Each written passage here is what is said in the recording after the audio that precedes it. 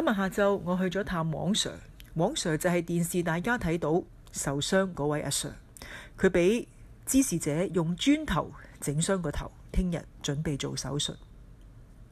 面對呢一個意外，王 Sir 無怨無悔，佢話做警察就預咗有危險，會勇敢面對，盡快康復起嚟。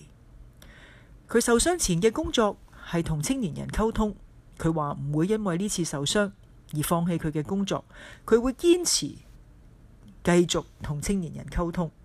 對於王 Sir 呢一個專業嘅精神，佢呢份勇敢，佢對工作嘅堅持，對年輕人嘅熱誠，我係表示崇高嘅敬意。民建聯亦都去探望另一位受傷嘅警員董 Sir， 佢都好堅強。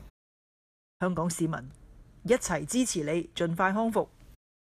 民建聯對所有因為事件受傷嘅警察、記者致以最衷心嘅慰問。民建聯市民都係一直支持你哋，堅強啲，盡快康復。